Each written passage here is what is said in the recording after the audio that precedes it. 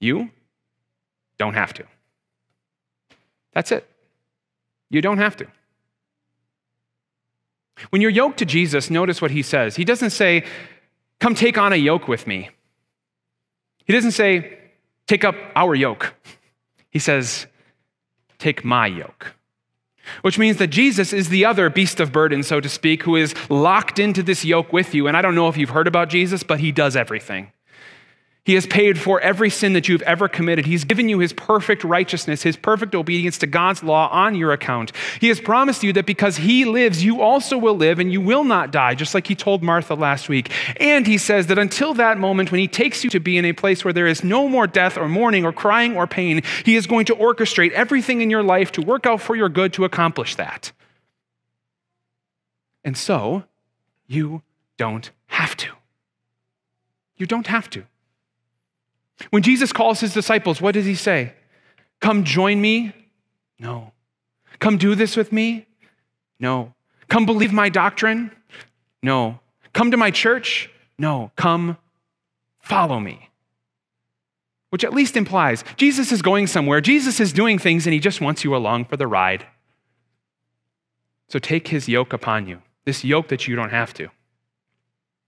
Every one of us has this refrain in our minds all the time, whether from our culture or from our family or from ourselves. You have to. For some of us, it looks like the need to achieve. You have to accomplish these things in your life. Make this much money, get married, take this job, take extra hours, build up your reputation, be a good mother, be a good father, make sure that you're present. Whatever it is, you have to do all these things. You don't have to. You're free. That's a lie. You don't have to. Because even if you failed at every single one of those things, you know what would still be true of you?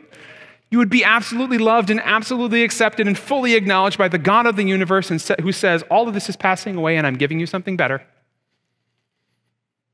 Some of us feel it from responsibility, right? Like that mom who says, I would love to find rest, but I can't because of my kids, or that person working 2 jobs who needs to do that to make the bills.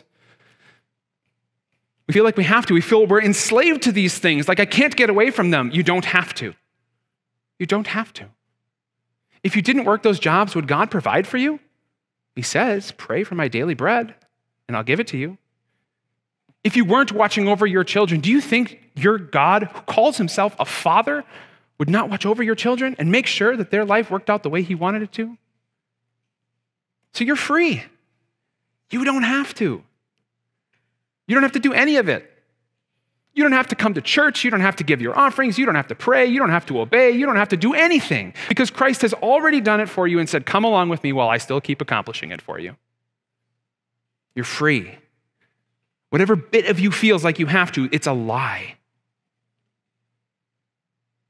Now let's work this out because the obvious criticism of this view that people bring is, well, if you tell people they don't have to, then they're not going to do anything. They're just going to be lazy, to which I would say, prove it. Show me that you can't do anything.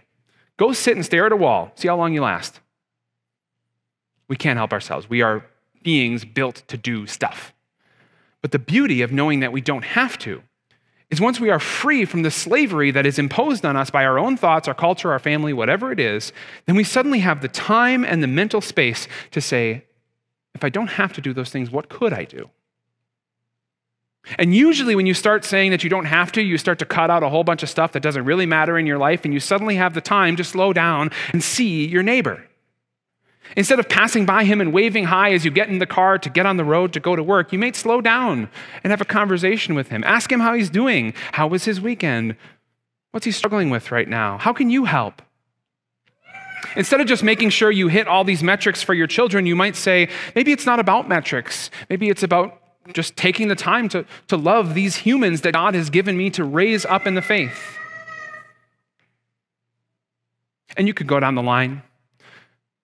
Right? You'll still go to work, but not because you have to.